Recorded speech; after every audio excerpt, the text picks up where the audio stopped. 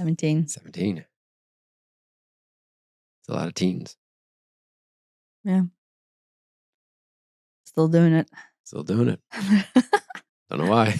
Yeah, right? I'm not sure what we're doing. Yep. I guess I'm being called to do it.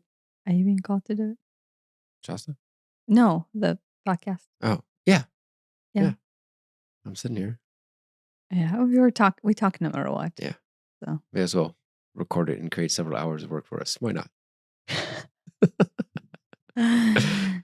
yeah. No, I think it's just like archives For the archives. for the archives. I think And that would be beneficial at some hopefully point. our viewers, both of them, will listen. My whenever we had the whole discussion with Aiden of how like spiritual awareness is too big of a burden. Yeah.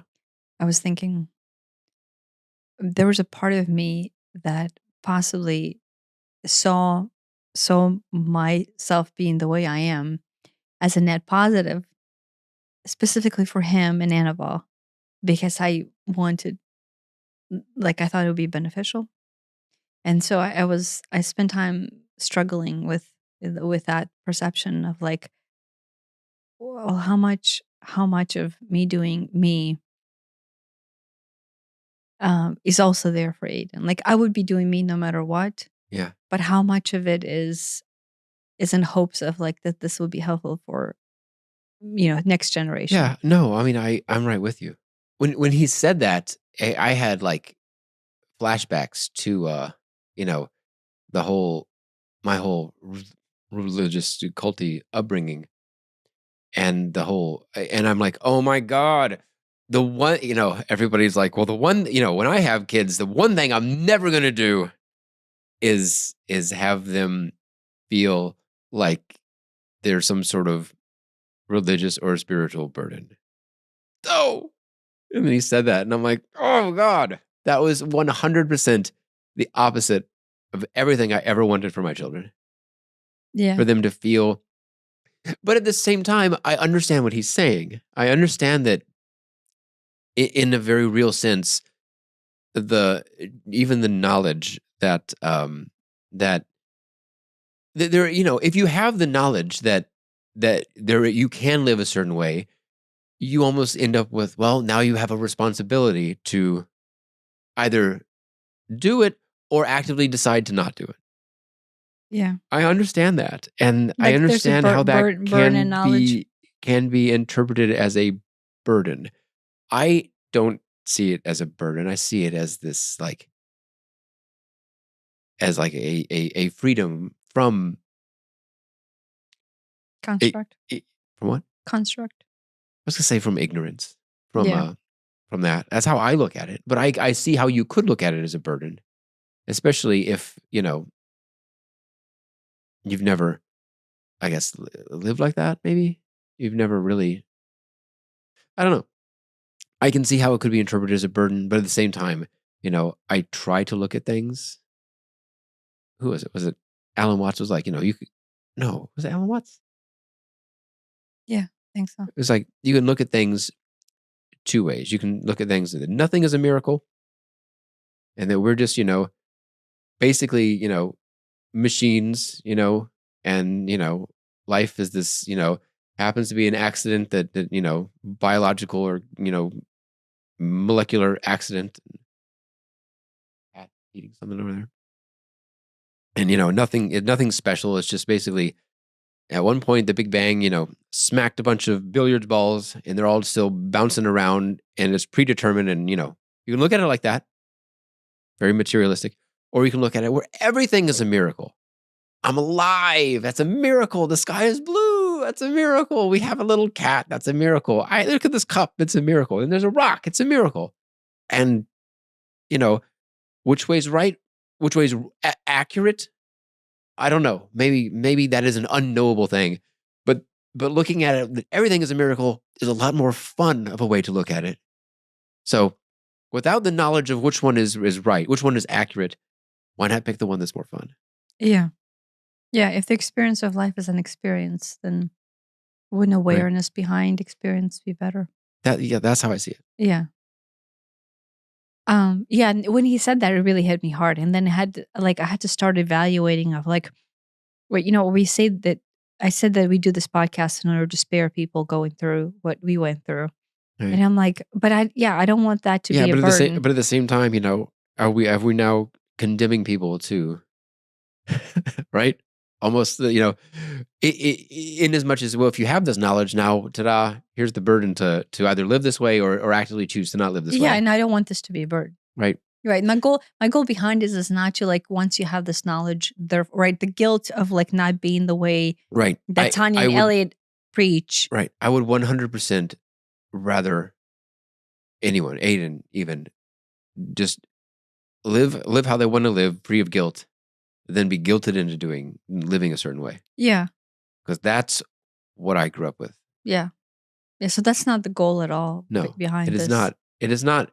Oh, we're right and we're high and mighty, and it's not that. It's more of, here's, through a lot of pain and a lot of suffering and a lot of trial and error, we have found something that works for us, and I believe would work for almost anybody. Yeah, and heck, we're still going through it. And we're still, right? and it's not done. It'll probably never be done. It's a journey, but I would like to share that, and Yeah. and if it helps anybody, great. And if you listen to it and it's a bunch of baloney to you, that's fine too. There's Maybe no, maybe just entertaining to hear yeah. two lunatics Listen. rant about stuff. She said, "Pain body, take another shot." It's a Uh-huh. drinking game. Yeah. No, and so yeah, so yeah, it hit me hard, and I had to start to evaluate of, like, why am I doing this? And the fact that I know I'm doing this for the future and is not necessarily for right now, right? I have that knowledge, and I'm like, I don't know what that means. But I don't want any of this to come through as um as a burden, right? And so he said that, and I'm like, yeah, I could see how being young and having this knowledge would bring about responsibility. Right. I mean, And I'm like, wait, but am I trying to weasel out? Like, I think I said this in the podcast 2 ago, that I do see how me saying, make sure if something comes up, you process. I mean, go make sure if you feel something, you acknowledge what the actual feeling is, right? right. Like, I guess I did say that to him in a very adamant type of way. Right. Well, Because because I fundamentally believe that's true. That's yeah, I yeah, believe that is not the right versus wrong way to live, but the right versus the much more difficult way to live. I believe it's the easier path. I yeah. think it's easier. Yeah, but I think whenever in the podcast, and then also to him, we said that we've spent 20 years of our marriage living in a very fucked up way.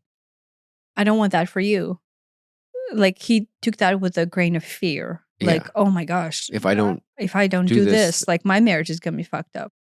And so through that, just based of, like, my goal was not to instill fear into him at all. Like, Right. right? His life will be whatever it is.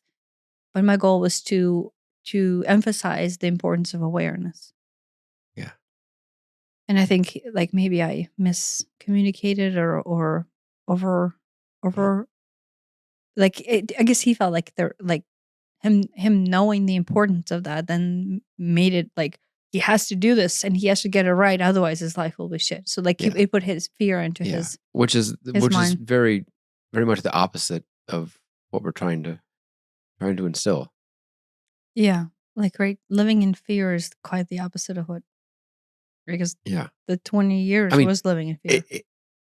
it's good that he recognizes that fear. That's great.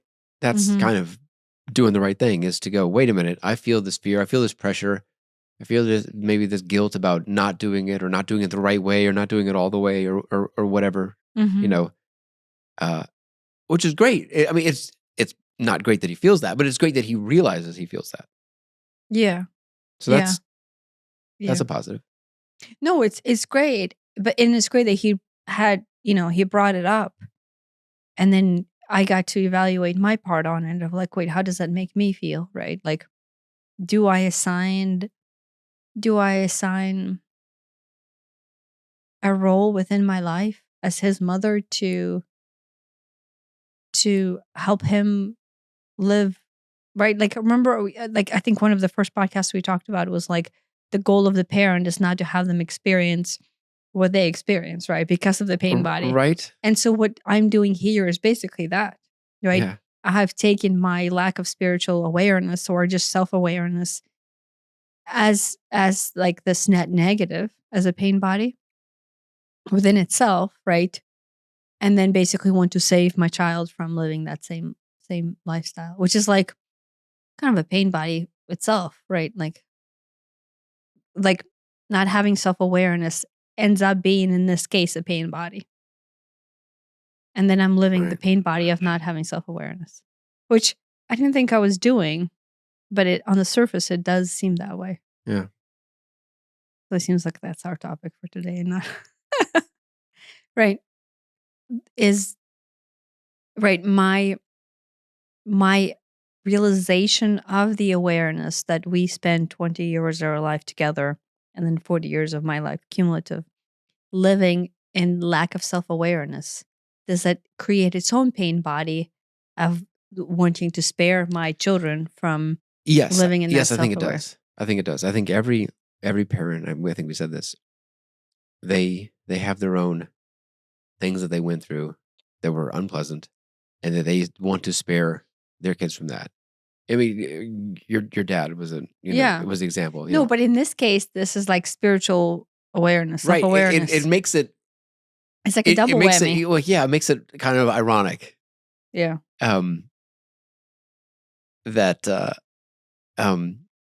What I want to spare him is lack of self-awareness, even though in the long run, right, like you would say, like, oh, well, everything my dad wants to spare me from is something you want to spare your children from. But in Right. this case, it's like lack of self-awareness is what I'm trying to steer him away from, which Right. is like, right, which creates a burden. I agree with him. It created No, I a do. burden. I mean, there's a phrase that ignorance is bliss, and I can see where they're coming from, right? To a degree, I can see that. Well, on one hand, back before we started all this stuff, it was, on one hand, it was easier, Mhm. right? There is that burden, if you want to call it, that responsibility, if you want to call it, the which is completely self-imposed, right? It's not, if I don't, pay attention to, and all, let me take a step back. All we're really asking of ourselves, all we're really asking anybody to do is be aware, period. is be aware of what's going on. As you go through life, as you go through your day, everything that you do, everything that you think is basically is a choice. And if you don't bring awareness to it, most of these become subconscious or default choices. You do whatever it is because you've always done it, because it's easier, and you don't even think about it. You're like, well, yeah, I do this. Of course I take the elevator. Why would I take the stairs? It doesn't even cross your mind that taking the stairs is an option. You bring some awareness to it. You're like, wait a minute. If I take the stairs, I could burn off some calories. I could, get a little bit of exercise. I could, whatever. This is a silly example, but if you, without bringing awareness to it, you never turn this default choice into a conscious choice. And so really all I'm trying to do, I think all you're trying to do, and all we really ask anybody to do, is be aware of what you're feeling, what you're thinking, what you're doing, and from that awareness, you then have the ability to make deliberate conscious choices instead of just falling into whatever the default would be. The default is often whatever is easier or whatever you're used to. It's really easy to go grab a drink. It's really easy to sleep in. And there's nothing inherently wrong with sleeping in or grabbing a drink. But is that what you actually want to do? Maybe, and that's fine. There's nothing wrong with it. But if you go, wait a minute, I'm only grabbing a drink because I always grab a drink, maybe I'm going to not today. Maybe I'm going to run an experiment and see what happens if I don't. Maybe I'm going to do something else instead. Maybe, you know what? Screw it. I am going to get a drink. That's cool too. You can decide to continue to do what you've always done. That's fine. But then at least as a conscious decision, you're not just being sucked into whatever the programming is. Calling it programming is a really good term, because it's like, well, that's just, you're almost programmed to behave this way or believe these things. And in the book from the last episode, Letting Go, he talks about a lot of things that are programming. The names that we assign to things carry with them a lot of definitions above and beyond what it may be. You say, I have an ulcer, right? And one doesn't feel the ulcer itself. You feel the burning sensation from whatever stomach lining dissolved. You feel this, right? That's as far as a human's physical experience of an ulcer is. It's this burning sensation, I guess, right? But then you go and you say that's an ulcer, and now it comes along with a whole lot of other stuff, which may be anatomically correct. I'm not saying it is or isn't, but where was I was going somewhere with all this. It carries like whole other set of definitions. Right. It carries with it a whole other set of things. Now there's a stomach wall, and there's the lining, and it's dissolved, and there's some sort of acid imbalance, and there's the medicine, and there's now I can eat this and I cannot eat that, and all this stuff gets wrapped up in this one word of ulcer. In as much as that is programming. You have an ulcer, and now it's not just, oh, it hurts. Now it's all this other stuff. Makes the situation bigger in this case. Right. I'm not saying that all that stuff does or doesn't come along with an ulcer. That's beside the point. The point I'm trying to make is that there's this programming that's built into even a word. And so there's certainly programming built into, well, I've always done this, or, well, this is easy, or, well, I feel like doing that, without actually considering it and actually being aware of it. Yeah. Yeah. I mean, on the podcast, my goal is to communicate the process of becoming aware. But I guess for Aiden, maybe the goal is like, watch out for these pit holes. Yeah. I mean, he's aware enough to know that he feels bad about not being more aware, or not doing it all the way or all the time, or something, which is very impressive for, a teenager. Yeah. No, yeah. So, right. Obviously, on my end, just like you grew up being burdened by religion, like I don't want him to feel burdened by this. But then there was this other part of me that like looked at it from the the Plato's cave allegory standpoint of like that human being that gets murdered when he comes back from the light, climbs out of the cave and comes back from the light, and then like tells everybody, guess what? There's light out there.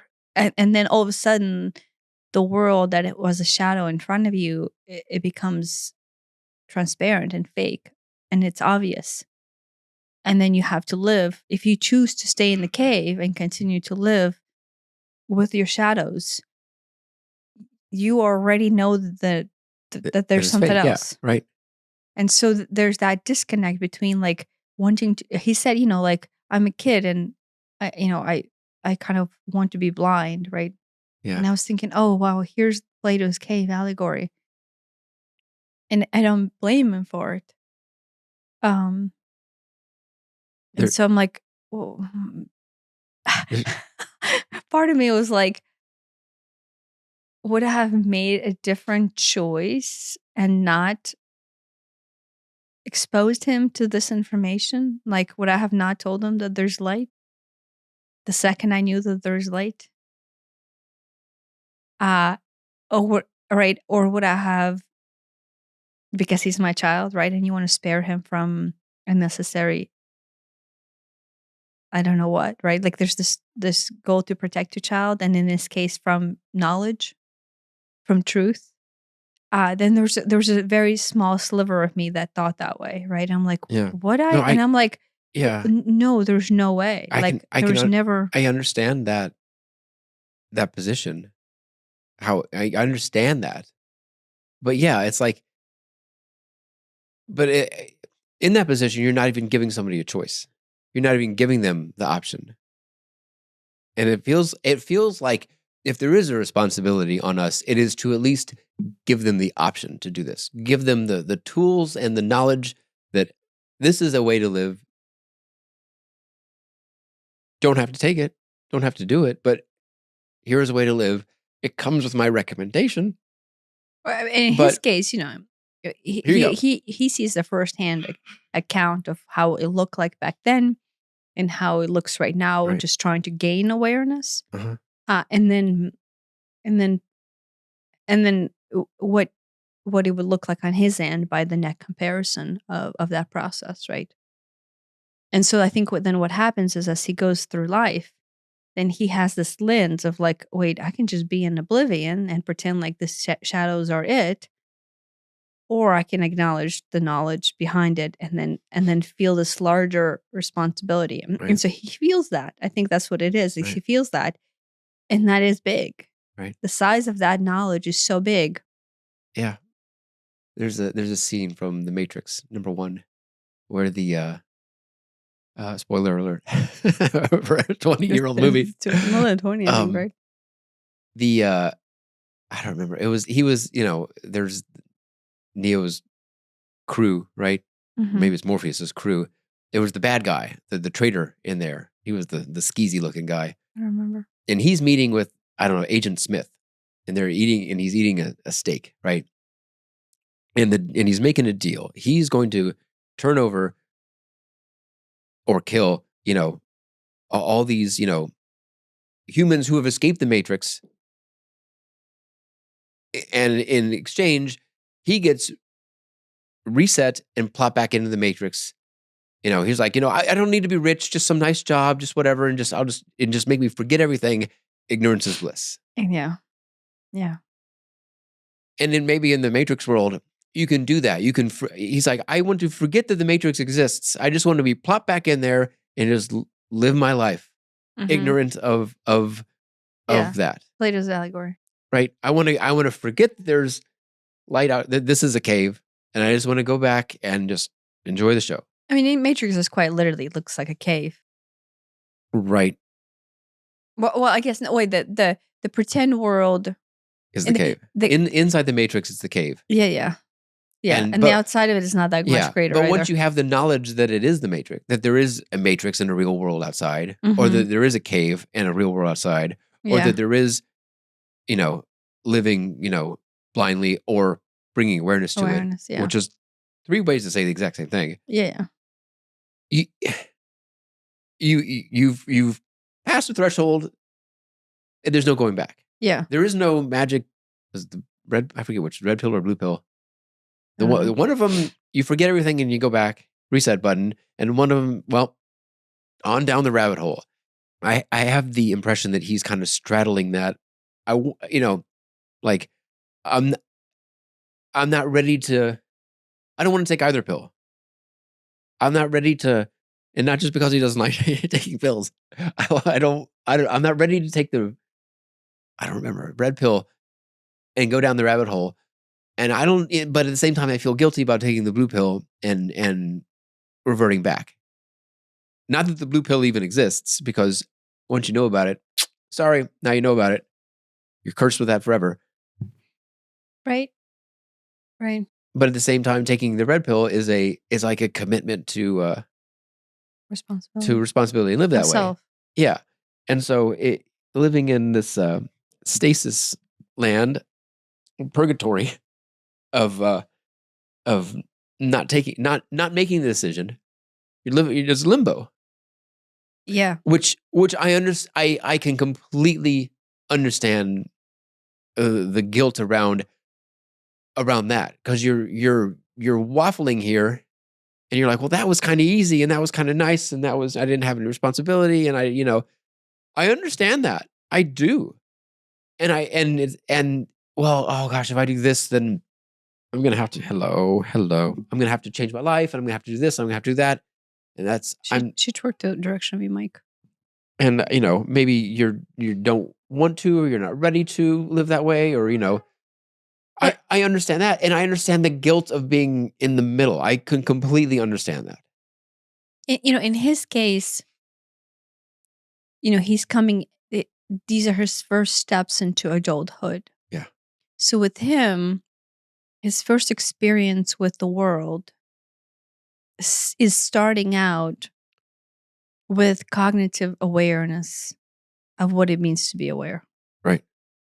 Versus, what in the Matrix scenario or the Plato's cave allegory, the assumption there is the people are already adults and have spent their life living in darkness, seeing shadows. And then now, another adult comes in and tells them that there's this true way. Right. There's this truth out there. Raving lunatic. Yeah, and in Plato's, they took him as raving lunatic, and I think they kill him, right? And so, I would think it would be easier to do as a child. I would think the younger you are when you learn about this, the easier it would be to incorporate. Yeah, and the Matrix movie, right? It's what, at least 20 years old, if not older than that. Yeah, probably. I think it came out before you and I met, right? Mm-hmm. So probably in the late 90s. The way the concept was written is basically Plato's cave allegory written into the story. But what they did is they took the gameplay that is our three-dimensional interpretation in this blindness, right? And they made that, our reality, which is the truth. But then they took the awakening state, right? Like the self-awareness state. And then they commercialized that into a concept of like, oh, you're still existing as a human in that world, and then thus like you're also having a different fight on the inside there, right? So there's a movie's interpretation of the Plato's allegory, so it's not necessarily accurate. The reason why I bring this up is because I feel like in truth, the choice between taking the blue pill versus the red pill is not like, oh, guess what? Over here, I get to live in ignorance and bliss and having this awesome, awesome thing. But if I take the blue, let's say the red pill, and then wake up, I don't know. I guess I don't. I think the red pill woke him up. Okay, let's say I take the red pill and I wake up. I get waken up to.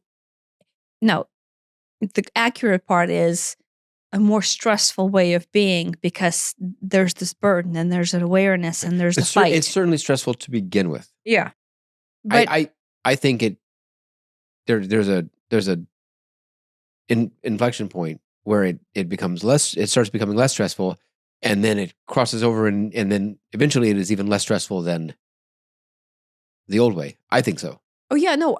But to begin with, it is like there's a lot of stress, and there's a lot of, oh my God, I've been living my life wrong. I've been doing all this stuff. There's a lot of guilt that comes with it. Yeah. A lot of like remorse. A lot of like, oh my gosh, I've wasted 40 years of my life. Yeah. So the cave that the Neo then goes into, or where like they are their bodies now, and then they have to like fight the fight, is accurate because self-awareness or self-awakening is a fight, internal fight that you fight.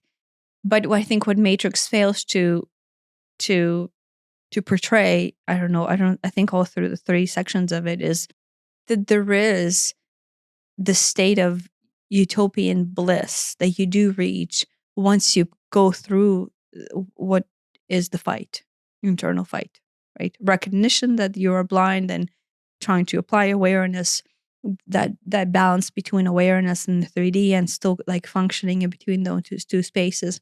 And then what we talked about in the Letting Go book reaching that 700 to 1,000 state where there's a net positive, right? Because in Matrix, it's almost like they went from this ignorance is bliss world where they're in the theatrical play, right? Which is what the Shakespearean point was, like, right? Shakespeare, that's what his whole teaching is, to something that does not have a positive. Like in Matrix, I felt like there was not a other than awareness being a positive thing, and you can look at it. The rest of it was like, I don't even know if we're going to win this fight against the machine, right? Right. Because the Matrix, I think, wanted to showcase that this is still a fight. The awareness is still a fight. There's the forces that are trying to keep you in the darkness. Right. Right. Right. Which you could look at it that way, right? You could look at it. There's dark forces out there trying to keep you going. Guess what? It's really easy to coke yourself up and spend weekends with hookers, and then go gambling on Fridays, Saturdays, and then go back into the corporate world and live that cycle, right? Like, yeah, that's much easier. And then the Matrix's point is, well, not only is it an internal fight against your own self-awareness, it's an internal fight against the bigger forces, right? Like somebody might say, like, the cabal level of, suppression. Yeah. I do think that there are, especially these days, in modern times, especially in the Western culture, forces that have a financial or power incentive to keep you as unaware as they can. Right? Yeah. Pick, whether it's the gambling industry or the alcohol industry or the drug industry or the pharmaceutical industry or the healthcare industry or the Well, this is a sinister outlook. All of those industries are designed. This is cynical. But yes, they are to distract. To distract. There's forms of distraction. So from the Matrix standpoint, that's accurate, I guess, in a sense that. I mean, television, music, movies as well. I mean, I guess. And I love TV and music and movies. Yeah. This isn't a judgment. There's nothing inherently wrong with these things in and of themselves. It's that when they are used blindly, that's when, if I were to make it a moral judgment of right and wrong, that's when it's wrong. Is when it's just blindly used. Or it's keeping you living in that pretense. Right. You the shadow enjoy world. Gambling and you consciously go, I enjoy doing this. This is something I do for entertainment. I'm going to go do this. Great. That's fine. Mm-hmm. As opposed to, I'm gambling. I don't even know why I'm gambling. It makes me feel better, I guess. That's when there's more of a problem that I see. Yeah.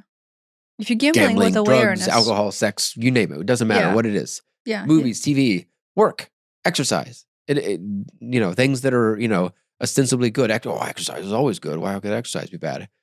Well, it's not that exercise is bad. It's that exercise is being used as a way to numb out something that you're not actively really aware of. Yeah. Right. I think I was talking to my dad. I might have mentioned this on the previous podcast, and he was like, yeah, whenever I become aware that there's such thing as awareness. And then I started down that path, and then like the difficulty that it presented itself. He's like, I kind of envied the people who are still ignorant. Yes, I remember going through that. I remember myself going through, it was I understand completely what Aiden said when he called it a burden. So I'm like, yes. At one point, I guess I kind of looked at it a little bit like that. That now there's no going back. There's now that I know. Oh, did you resent me for that? Yeah, probably. Do you think? I mean, it wasn't for terribly long, but yeah, it was a little bit of like, well, now I'm now I'm stuck down this path because it's like to me, I mean, maybe some people can learn this and go, yeah, well, never mind, that's not for me. Which I don't understand how you could do that. which I don't understand how you can do that. But at the same time, if that is an active choice, then great. That's cool. If that is if you are actively choosing to not do this, at least you're actively choosing. All I can ask for is for people to actively make decisions and be aware. Yeah. And if you're actively aware that you're going to decide not to be aware, in my mind, that is better than not being aware that you're not being aware. It is better. Yes, it is better. So I would think that's a lot of work though. I think it would be some sort of mental gymnastics and self-deception to do that. But whatever, that's beside the point. What But to me, it's like once you know it, you can't unknow it. You can't unsee it. Yeah, but what I wanted to I guess what I wanted to highlight here, and then also like what I thought about when I was analyzing Aiden's point was that, and it's not.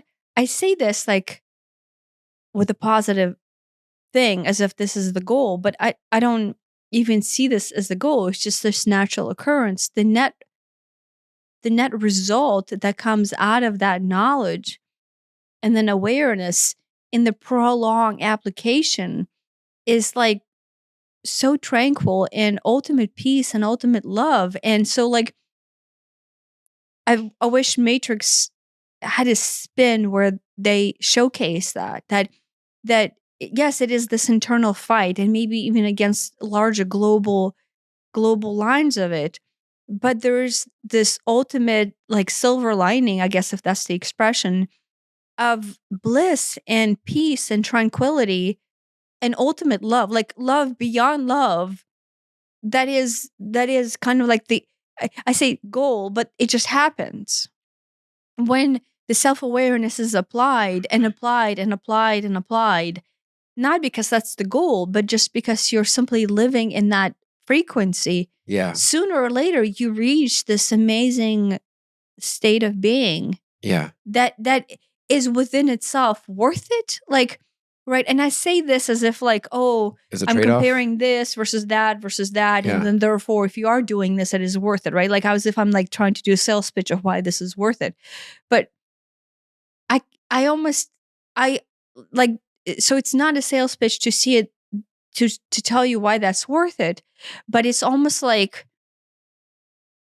to deny yourself that expression, it would be like an atrocity within itself. Like Right. I would see that Yeah. like, oh my gosh, that is my ultimate, the love and the expression of I, that is the ultimate potential and the ultimate joy and ultimate peace and propagation thereof beyond my personal, auric field and body, but propagation of into the world. And that is what is at the end. I say Yeah. end as if that's the end. That is what is you're reaching. You're reaching that your is what is ultimate self. further down the journey. Yeah. Yeah. And so to deny yourself even the touch of that expression, to me would be like shorting yourself, right? Like I almost see you're shorting yourself Yeah. out from the full scale of expression. Right. Yeah. I mean, in the Matrix, there's inside the Matrix, which is kind of, it's like modern world, which is okay. But then there's outside of the Matrix in, what was it called?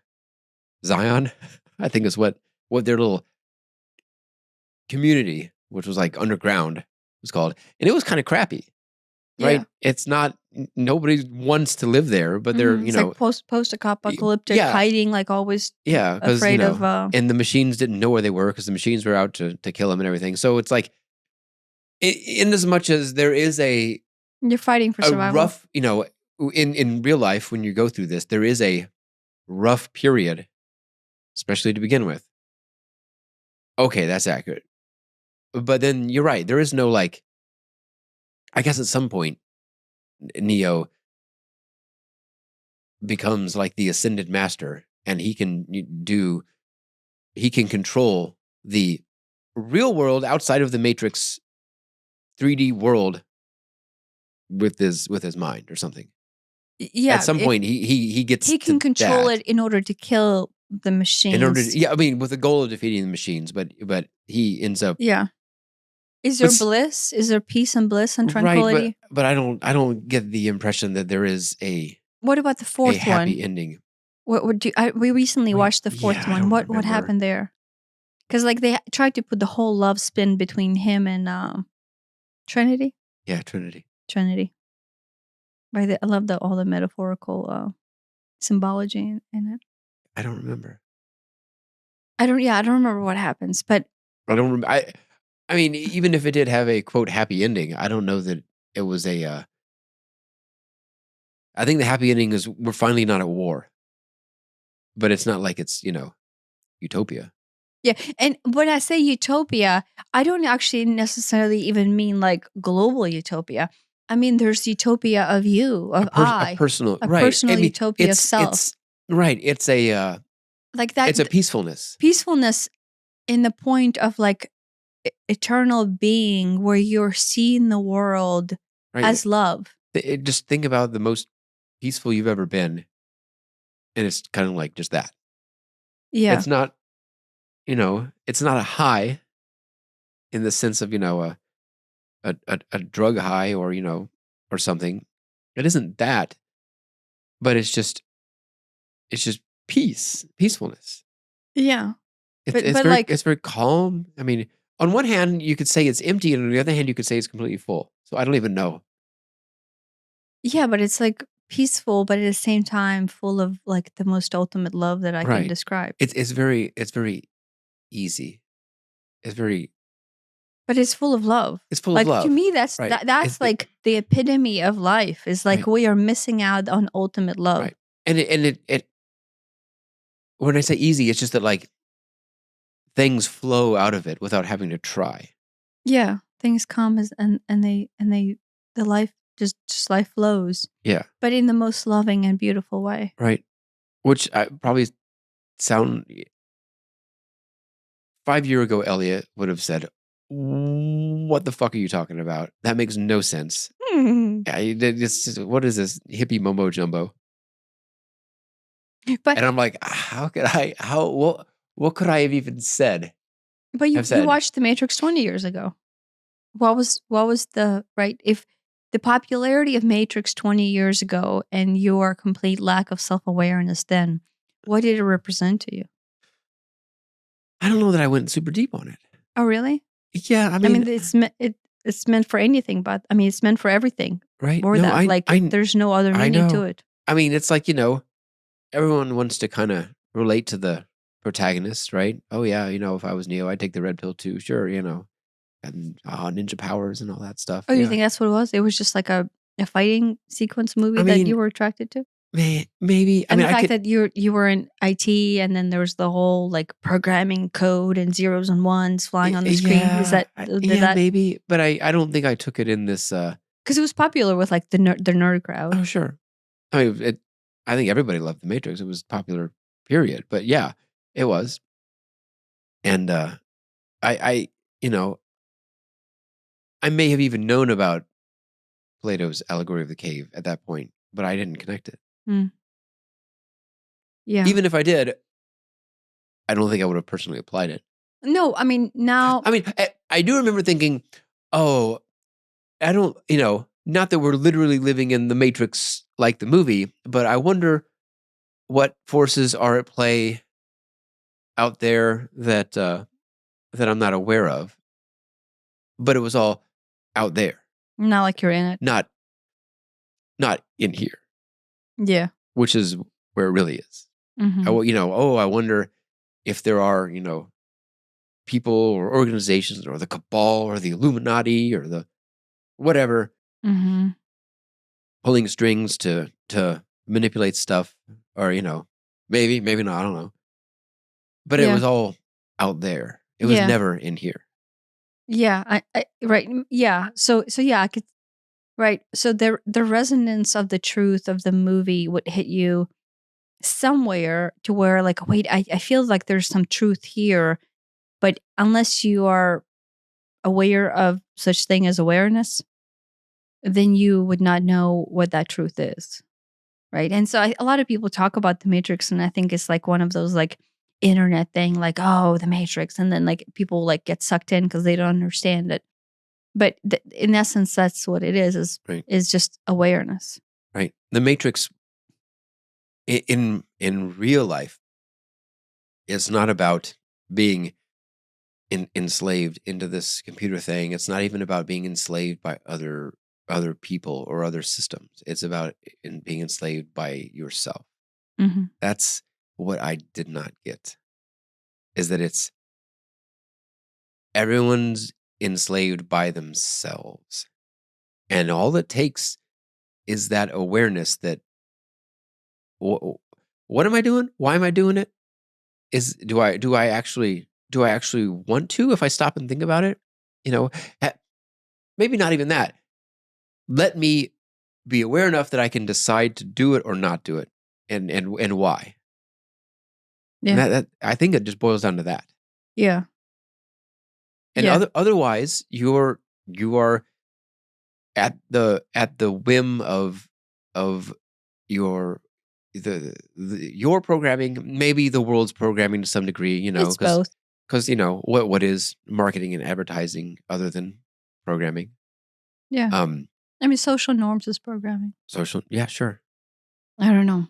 Right. There's a, like, people evaluate, like, oh, am I self aware? And then on my end, I'm evaluating, like, wait, am I creating a burden for other people by making them become aware that they're not self aware? right. I And mean, and so like there's this, I almost, with the podcast, I feel like it's easier because you could just, you know, listen to 30 seconds of this, go, oh, this is a bunch of shit. I don't want this anything to do with it. And you can turn it off, and then you can make that decision, yeah, right? And then we're almost an hour into it, and you would never even hear this portion. So I feel like I'm not. Okay, there you go. Right. So like I feel like, to give Daddy the illusion that I prefer him. um, I know she took your spot. I'm just gonna have to sew up some more poofs. So right, so I feel like with the podcast, I'm not subjecting anyone to self awakening, Right. right? I'm not Listen, don't. That's forcing. fine. Yeah, listen, don't listen. That's quite literally the choice. The fact, if you're listening, it's and this is your first experience with self awareness. It is going to be a difficult journey. Right. Right, you're right. It's a internal fight. You're fighting yourself. You're Right. fighting your programming. You're Yeah. fighting your And own the older you are and the longer darkness. you've been doing it, the stronger that is. Yeah. Right. At 40 years when I started, it's like, oh, that's entrenched. Yeah. It feels unnatural to go against it, to even question it, Against yourself. to you know, and I've always been really good at like deceiving myself. Mhm. Um, so got to use that skill a lot. Yeah. It's like an internal battle. Like the fight is there, Yeah, but you're fighting yourself. yeah, Yeah. But then in the David Hawkins, in that Letting Go book that we did the last podcast on, in his autobiography, he says that once you reach that 700 plus state, you realize what the Jesus talked about, and you realize what Buddha talked about, right. and Mother Mary, and you realize that vibrational frequency that is the pure essence of love. Right. And I don't know if everybody can relate to this, but even before any sort of spiritual or self awakening path that I was on, I had glimpses of that. The that time after the restaurant, that one time, that was or I've had times when I'm driving or I'm at work and I don't know how to describe it other than it's this overwhelming feeling of there's this knowing that everything is sound like a maniac talking about this. I think we're past that. That's probably true. And I've had these moments of bliss in my life, going back to when I was, a teenager, maybe before. And they don't usually last long, but they are some of the most memorable moments of my life. But they're probably the most truthful moments of your life. Yeah. And it's like Like that moment. everything becomes clear. Everything, the whole universe becomes clear, even if it lasts 20 seconds, which some of them are, 10, 20 seconds long. Yeah. And it's like, I can still remember how it was. I was probably 16 when I was driving, and then it just, oh my gosh, it just hit me. And everything was just, everything was crystal clear. And then it went away. But where's I going with but that? what I'm saying is, to me, when those moments happen, right? Whenever I feel that I say whenever I feel like, and you can watch out, she's right under your foot.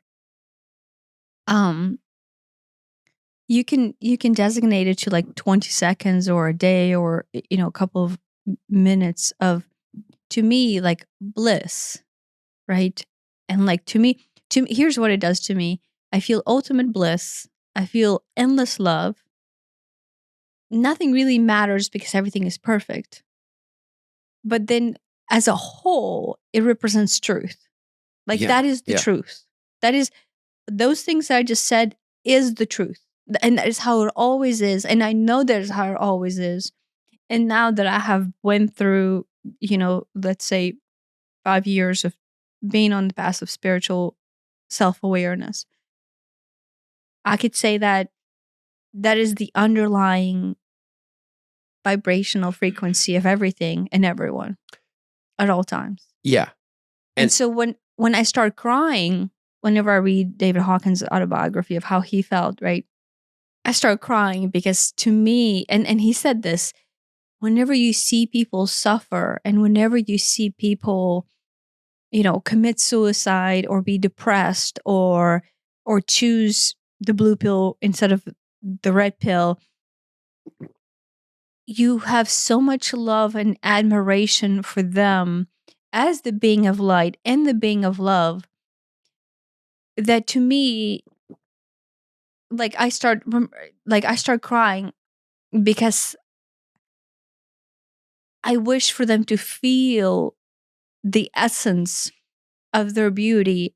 And so, like, shame is the wrong word, but it's a shame that they don't, right? And so for me not to have this podcast, or for us not to have this as a conversation, and for me not to bring this up to anyone that I talk to, not as a burden, but just like as a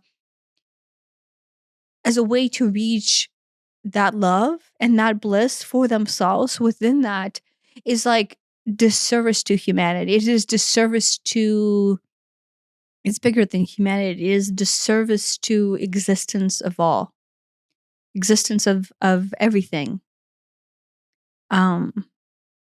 Because in the long run, we're meant to feel that truth was within us, right? Yeah.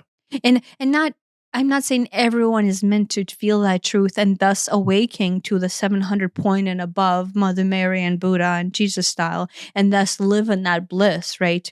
I think there are some societies that have that, right? And I don't think 8 billion of us in 3-dimensional space here are meant for that or designed for that. But we're meant to have that knowledge as the backlog of our existence in some portion of a cognitive state of being. Yeah. Does that make sense? Yeah. Where I was going with what I was saying about having experienced it was that when I experienced that, I guess I started chasing it. Can I recreate this, whether the same external circumstances or whatever? Why did you just start chasing them, though? I guess that's the answer. That's the because it question. felt like the truth. It felt like, Your truth. yeah, That's the thing, right? That's what I want to say. It's that is our truth. It's yeah, our own truth, internal truth. yeah. And I, in as much as that is what all spiritual seekers are after, right? They're everybody's. If you're on the spiritual path, the goal, if you were to say there is a goal, is enlightenment or bliss. That's the goal, I guess. I wouldn't say there's a goal, but if there is a goal, it's that.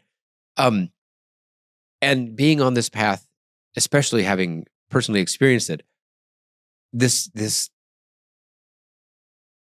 gets me closer. It is on the path to that.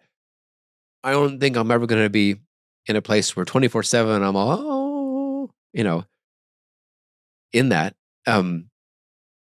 which is fine because it isn't the goal. But knowing that exists, this is in line with that. Yeah.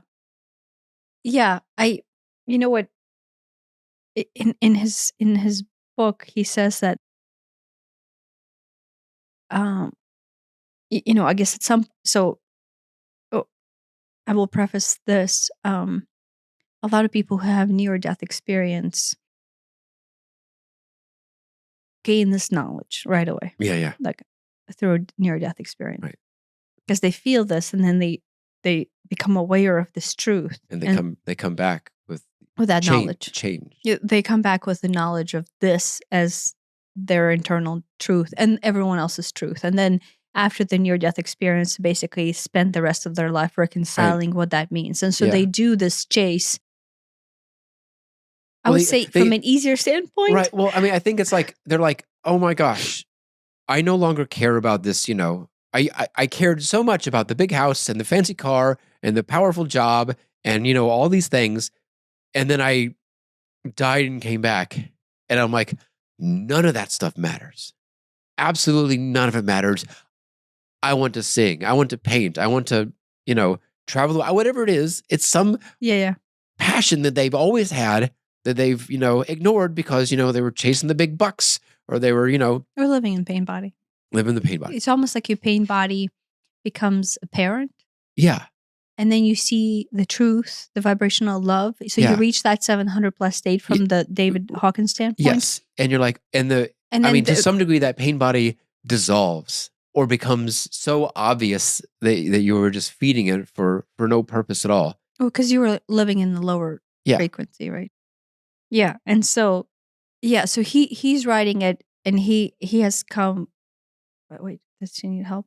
I don't think she can make it. No? You could make her you're a panther. She's tiny. She's not a panther. That's fine. She can gargle on my knee.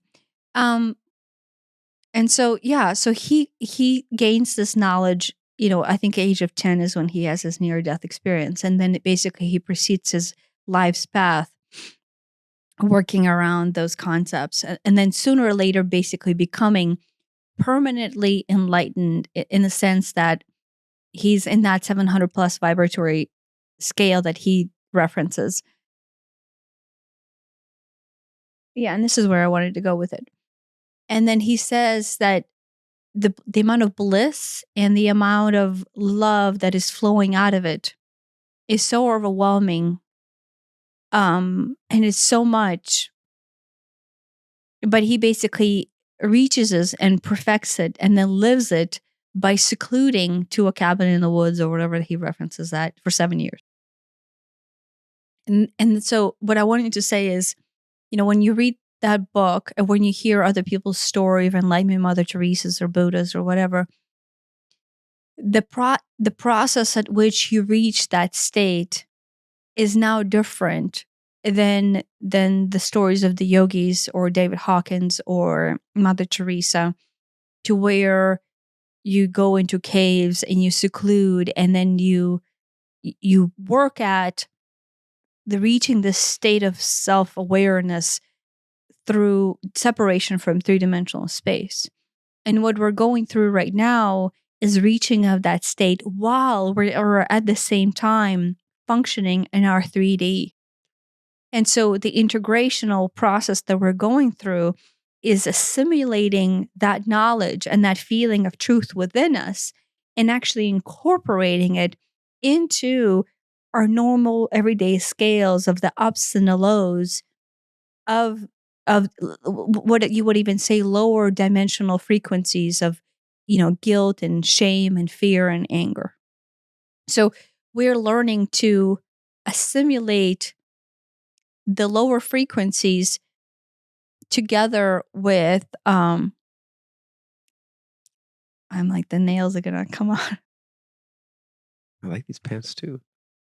Does that make sense? Yeah. So what I wanted to point out is the process of suffering or seclusion or all the olden days teaching. And when I say olden days, I would say that anything that is older than 10 years would be an olden days teaching of what it means to be self-aware and self-enlightened and to reach that frequency of knowing and perfection within you and that internal bliss. If people are talking about their ways of doing that, and that process is more than 5 years old or 10 years old or 20 years old, on Yogananda's case, 50 years old, that is what the earth frequency was. And that is how those states were reached back then. Right. And it may still work. I don't know. But it's not, I don't think it's necessary to go meditate in a cave for 10 years. No, that knowledge, that baseline of your knowledge is coming on board so naturally that it's not necessary for you to seclude to caves for 10 years. That's what I wanted to say, right? So when people look at like, oh, well, no, this process is not for me because, I'm not going into Himalayas and sitting in the cave for 50 years of my life, reaching peace and tranquility. So much viciousness. Why is she so This is angry? the first time I've worn this shirt. I don't want it messed up. Okay. Some attachment there? It's literally attached. I know that's not what you And mean. she's growling now. What, Haley, why'd you get angry? I'm trying to detach. My gosh. Right. So I wanted to point that out, is that process is no longer the same as it used to be back when people used to talk about it, even when Matrix came out 20 years ago, right? Yeah. So that suffering and the self of loss, and in order to find self, and then like that internal fight maybe was something that was necessary, but it is not anymore. Yeah. Yeah. No, I see what you mean. And so I'm not trying to say like it's not a sales pitch to where like things are easier, but I'm just saying things are easier. It is a difficult process, right? And it's kind of excruciating to go through still, but it happens so much quicker and with so much more information. Is she growling at you? Oh my goodness, I'm gonna have to get involved in this. I'm sorry. Oh no, you stinker. Listen, we're gonna have to not get angry. Can we not get angry? It doesn't have to be angry. Yeah. Yeah. Or do you know what I mean? I do. Yeah. No, I mean, I think just based on how the world is now, the frequency of Earth at this point, I think it's easier than ever. Yeah. It's still not, I'm not saying that self-digging gets to be hard. Letting go of those stuck emotions is and that's the hard part, right? That is what the difficult part is. It's just seeing self for what you are. And, sometimes whenever we do those deep dives, whenever we did ayahuasca and then we did other things, things come up and you're like, oh, I don't like that self. Yeah. And it is okay to find out that you don't like yourself. Yeah. For some of the things that you vibrate and carry. Yeah. You don't have to reject yourself. Yeah. But at least you know. Yeah. Otherwise, you become aware of like, I don't like that part of me, right? Yeah. I don't like that part of me that like last night I was going to bed and I was like, I really don't like this part of me. Right. But I mean, the way I see it is you got two options. You can either be that way that you don't like and not realize you don't like it. You don't like it still. Yeah. You don't realize it. And that's just kind of eating away at you inside subconsciously. Yeah. Or you can be aware of it. And now you have the option to, maybe do something about it. Yeah. You have the option to either change it or to let it go or to act or behave or think or feel in a different way. Or if nothing else, accept yourself as you are. or accept it. Yeah.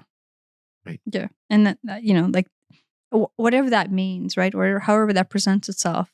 As I know this is the part of me that I don't like, but this is a part of me that exists. And I'm okay with that part being there. And next time it comes up, I will see it hopefully for what it is, but I will not allow it to build guilt or Right. shame. That's that guilt and the shame. That's the most toxic of all. And I will just allow it to go, yeah, this is a part of me. This thing that I don't particularly like, that I try to let go, but it's still kind of there. It's just I. This is a reflection of I. And then this is a reflection of I in this time and space, in this body. And, and I can just be aware and live through that. Right. And then, as life goes, more and more of those things will come up, right? Like when Aiden said to me, like, oh, you created this burden for me. I had to look back. I'm like, wait, what do I is there shame, or am I guilty? Do I feel not shame? What would it be? Did I feel like I did something wrong by my child? Right? Like uh, him feeling like I burdened him with this knowledge. Yeah. And then that, I had to spend time evaluating that. Yeah. And it's like, I can evaluate it from how it hits me personally, which was really hard. Or I can evaluate it like, oh, this is where he's coming from. And here's all the things that hits into me. And then, at the essence, like, what would I do differently now, having this knowledge that he feels this way and then I feel this way? But then here's the bigger picture, and then here's what that bigger picture actually represents. It's interesting. I woke up the morning before that day. So this is the 20th of December. And I had this awareness of being, right? And so where were we? We were in Orlando, and we were going to drive out of Orlando and head out to the Daytona Beach area and drive up coast. And I had this revelation, not revelation, but I had this need.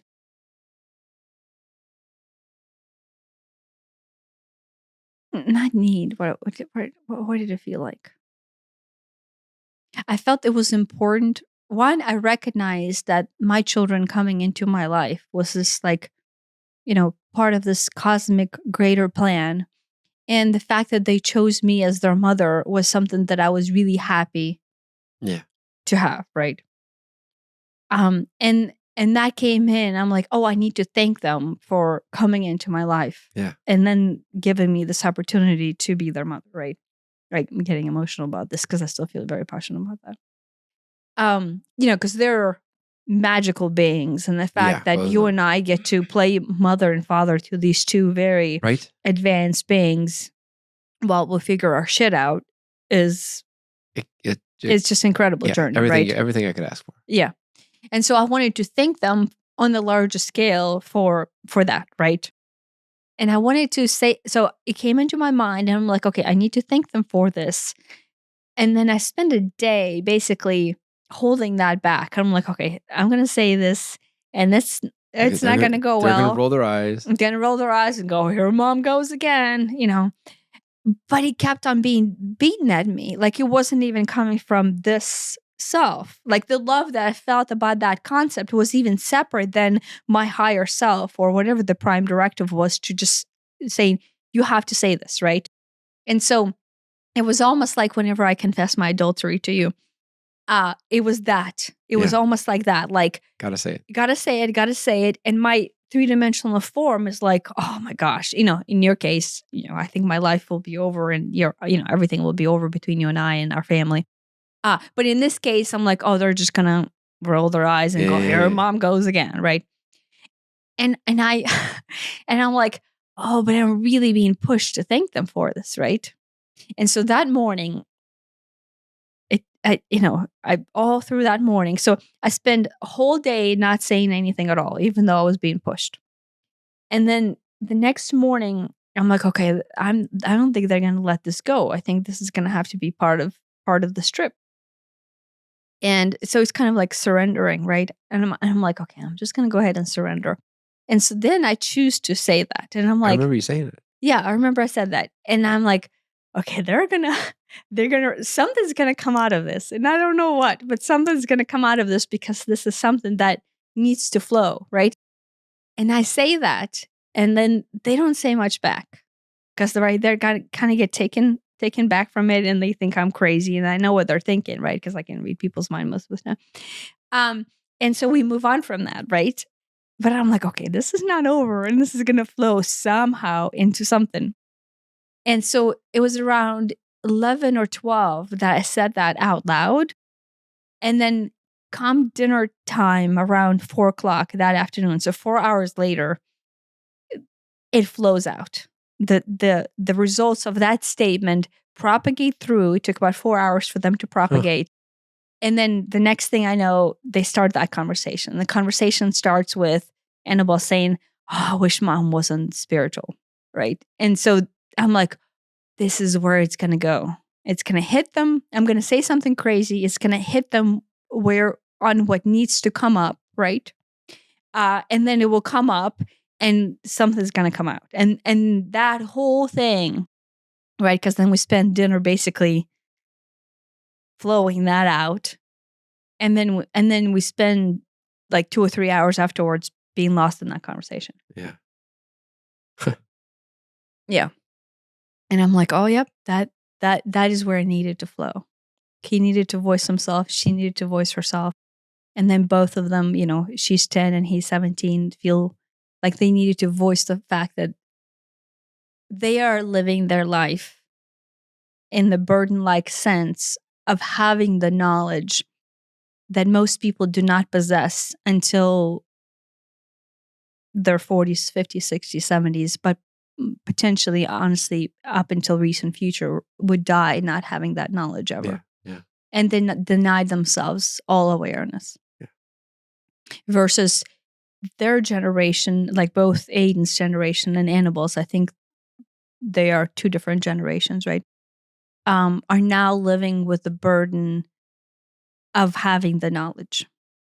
And that creates its own spectrum of responsibility. Yeah. I mean, I think that generation is the most awakened generation so far.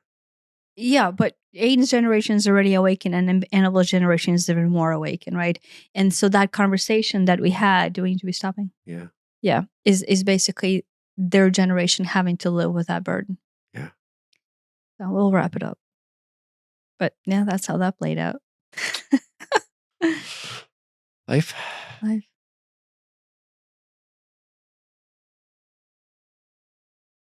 Thanks for listening.